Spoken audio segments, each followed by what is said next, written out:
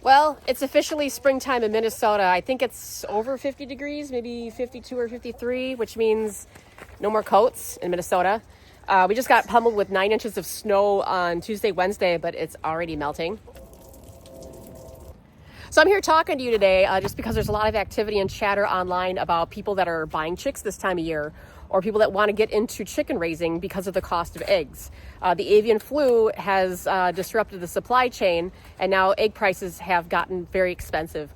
This happened actually 2 years ago, same exact thing. Avian flu came in, wiped out a whole bunch of birds. The demand for eggs was higher than the supply, and the prices went up. Then things started to recover, prices came back down, normalcy was restored. Every time this has happened in recent history, there's a lot of people that are like, I'm just gonna go and buy chickens. And I'm not here to necessarily talk you about a chicken raising. It's an excellent hobby if you are responsible and got the right mindset. But what I'm here to let you know is if you are considering buying chickens, this is not a hobby where you're going to make money necessarily or save money. This is going to be a big responsibility, and there's several things you should know before jumping in feet first.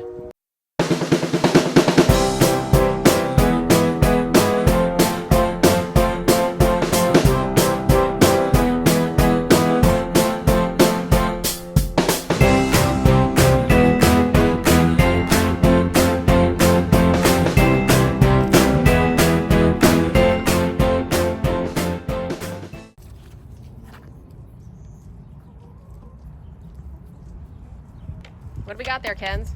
Oh, hi. We got, let's see, a bead egg. Bean lays the turquoise eggs. Yeah, Easter eggers tend to lay these Easter-colored eggs. And this is either a buffalo egg. This is not for you to peck, honey.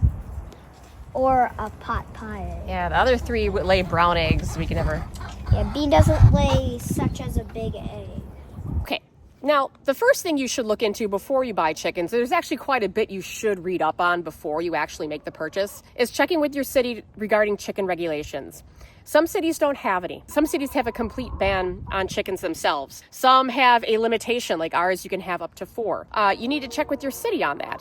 You don't want to end up in the position where you end up investing all this time and money into building a structure and getting girls out, and then somebody calls the city on you and now you have to get rid of them. That's not fair to those birds that you have to go through that. And you also do not want to keep these as inside pets. They are not going to be happy indoors. You especially are not going to be happy indoors. Just with the amount of waste that these birds generate in a given day, your house is not going to smell nice, no matter how many Glade plug-in fresheners you have. The second thing you want to consider is your environment. Obviously, it's preferred if you have something with a backyard in it. You're going to need some place to put the chickens. But what type of protections do you have already in place for your birds? Because a lot of animals will hunt and eat chickens, and that doesn't necessarily have to be a coyote or fox. It could just be a neighborhood dog or a cat. And usually, if anything picks a chicken off, it's usually a pet, either yours or a neighbor's. Do you have fencing in your neighborhood? Do you have a private backyard?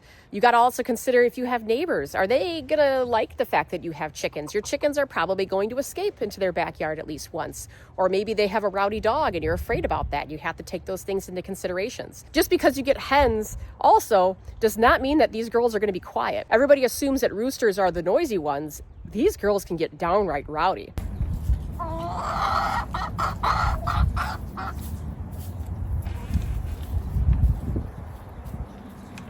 So if you have a city that allows chickens and you have the right environment for it, your next step is number 3, shelter. How are you going to provide shelter for your chickens? Well, a lot of people buy their chicken coops from Amazon, big box stores. Those are fine to get started with. They are mass-produced chicken coops, so they're not always going to be the best quality when you get them. You could also check local places like Marketplace, local farmers. Some people build these as a hobby, and they're going to be of much better quality, even though they're going to cost more. In our situation, the coop that we have for our chickens was air quotes free. My husband did some horse trading with a landscaping project, and this was a gentleman who had 4 chickens that he was looking to get rid of. The coop came with it. We built the run ourselves. Now, mind you, we got chickens during COVID. And this was a time when lumber was very, very expensive. It cost us a little bit over $1,000 just to build the run. That was including lumber the fencing for the outside of the chicken run, the polycarbonate roof that we put on it, but it has stood the test of time.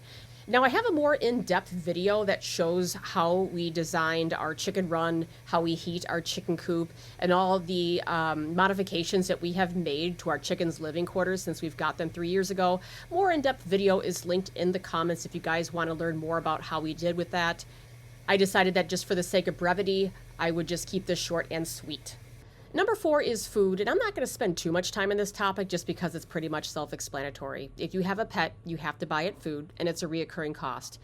Chicken pellets and chicken feed are much like kibble for dogs and cats. You buy them in a big bag. They aren't terribly expensive, but they do cost money. We recently found ours at a farmer store for about $12 a bag, which is extremely cheap. They can be anywhere from $17 to $18 where we live in Minnesota. Number 5 is supplies, and there's going to be several things that you are going to need to buy to get started. For example, you're going to want something like a food container where chickens can access their food whenever they're hungry and it's kept safe and clean. Same for their water. If you live in the northern part of the country, you're going to want to get something that's probably heated, and then you got to figure out how you're going to run electricity to it. There's also treats like chicken scratch and mealworms. You can also go to a grocery store and buy them produce to eat like berries. But the most important and the most expensive is going to be your bedding for the coop and the run. We use straw in our chicken coop, and we use Timothy grass for the chicken run all year round. Some people use cedar chips, some people use dead leaves. Either way, you're going to need to buy this several times a year and change it out, much like you would with a litter box and a cat type situation. Number 6, this is an ugly one, chicken waste. In addition to the supplies that you're going to need to get, like your water fonts, your hanging feeder, you are going to need to get some materials for bedding. So you're going to need to get maybe straw, which is what we use in our chicken coop all year round. Maybe Timothy grass, which we use in our chicken run all year round. Cedar chips, some people like to use. That also is going to be more expensive than food and also a reoccurring expense. And you're going to need to lay it down like bedding, much like you would put litter in a cat box. But much like cleaning out a cat box, every now and then you have to change the entire litter out, not just scoop the turds out. Same thing goes with keeping your chickens coop and run clean. You can do some spot cleaning here and there. There's going to be poop. You're going to have to figure out where are you going to put all that? And then also, eventually, you're going to have to change out that entire bedding and put all new fresh stuff in. Where's that waste going to go? Do you have a plan in place for that? So how we combated that is we had a pretty decent sized backyard for living in the city, for one. In the very back corner, we do have a compost pile going that we use my husband's tractor to kind of scoop and rotate that. That makes excellent compost for the garden. Not everybody has a yard that can accommodate something like that. I mean, look at the size of this thing. This is just a few months worth of waste. It does gather up quite a bit, and you should have a plan for that. All right, number 7 is illness. There are a lot of things you should read up on chicken illnesses before you get chickens so you know what symptoms to look for. Common ones would be like sauerkraut, bumblefoot. They've got goofy names, I'm telling you. We've even had issues with like prolapsed vents. That's a topic for another video. It's good to familiarize yourself with what the symptoms present themselves to be, and also some home remedies that you can try, because it's difficult to find a vet that will treat chickens. That's another thing that you should do too. If you are serious about chickens, call around and see what types of vets actually take care of birds. In my experience, the Minneapolis-St. Paul area, there's University of Minnesota, which, dollar signs, right? And then there was one other one, I believe it was in Maple Grove, that had an avian doctor on staff. You're still going to want to try to see what you can do for home remedies, because from the times I've had to call them, these doctors are often weeks out. So you may not be able to get emergency room help like you would with a cat or a dog at an emergency ER vet. So chickens can get sick, especially if you don't free range them. They seem to be more susceptible to illness when they are quartered in close quarters with each other. So that is something you're going to have to consider. Are you able to free range them? If not, you're going to have to make sure that you are really on top of coop cleanliness so they don't get sick off of any of that. Also, the elements can make them sick too. After a cold snap, it's very common for chickens to get ill right after the cold snap ends. Same thing in the summer. When there's intense heat. In Minnesota, we get the extremes of both. We get super hot and humid, and we get super cold. So you want to make sure that your chickens have access to cool water, shade, things like that to try to keep them cool and comfortable. Because they are, even though they are farm animals, the temperatures can have an effect.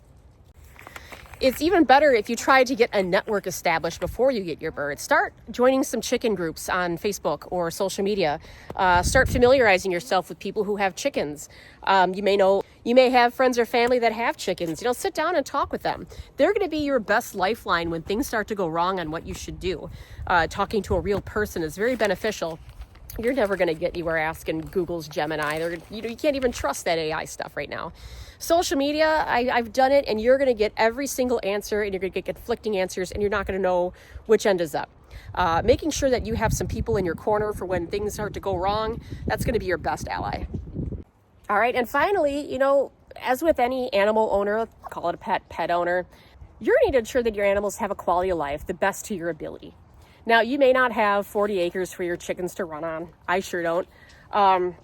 But you want to make sure that they are happy, because happy chickens are healthy chickens, and healthy chickens do lay eggs. So some people can't free range their chickens. They get chicken tractors and move them around.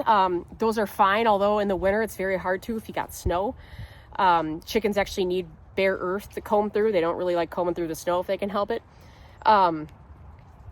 Treats. We have like hanging cabbage ball that we put in our run, especially if we're going to be out of town for the weekend. It gives them something to do, and the cabbage is very good for them. They can peck at it, and it kind of gives them some stimulation. Spending some time with them. They actually really do, most chickens, like to have people around, your protection from aerial predators and other things.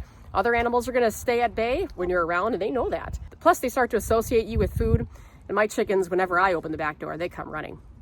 So as you can see, there's a lot more to chicken raising if you want to do it successfully, and you owe it to your chickens to give them the best life possible because they're an animal. We don't want this to turn into a temporary phase where a lot of chickens get abandoned and neglected because maybe people got into it not really realizing how much work there would be involved with something like this. We don't want to end up in a situation like that. I'm not here to tell you that you shouldn't get chickens. All I'm here is to let you know the facts, what you need to think about. You should have plans in place, and you should be prepared to handle chickens, not just, hey, you know what, it's Saturday, let's go out and get chickens. You wouldn't do that to a dog or a cat. You'd want to plan and prepare for them as well, and chickens are no different. A lot of people say chickens are easy to take care of. Yes and no. When they're sick, they're not. Chicks definitely are very hard work. I've had chickens for almost 4 years. I am not ready to have chicks yet. That's how much work that they are for me. So there's just more to chicken raising, but it is an incredibly fun hobby. Believe it or not, they do have personality quirks, and they're all different. And it's really fun to get to know these silly animals because they are goofballs. So if you like what you see and you want to get to learn more about chickens, feel free to like, share, and subscribe to my channel. I'm always doing videos all times throughout the year talking about different ways that you would have to take care of chickens.